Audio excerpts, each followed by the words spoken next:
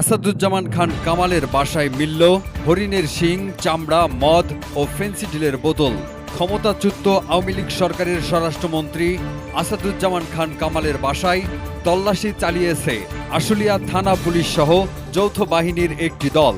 মঙ্গলবার রাতের ওই অভিযানে তার বাসা থেকে হরিণের শিং, চামড়া, মদ এবং ফেন্সিডিলের খালি বোতল উদ্ধার করা হয়। আসাদুজ্জামানের ছেলে সাফি মুদ্দাসির খান জ্যোতি গ্রেফতার হয়ে পুলিশের রিমান্ডে যাওয়ার 4 দিনের মাথায় এই অভিযান চালানো হয়। ডিএমপির তেজগাঁও বিভাগের এক পুলিশ কর্মকর্তা বলেন, জ্যোতি আশুলিয়া থানা পুলিশের হেফাজতে রিমান্ডে আছেন। মূলত এটা তারই অভিযান।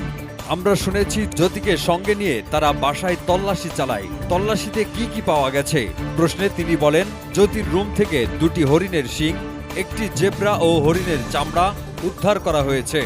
এছাড়া মদ ও ফেন্সিডিলের 3টি খালি বোতল উদ্ধার করা হয়েছে। তবে অভিযানের সময় সাবেক ওই মন্ত্রীর বাসা থেকে 4 জনকে আটকের কথা জানিয়েছে তদন্ত পরিদর্শক সোহেল রানা। তিনি বলেন, আটক 4 জন বাসার কেউ না, তারা হয়তো অভিযানের সময় ঢুকে পড়েছিল।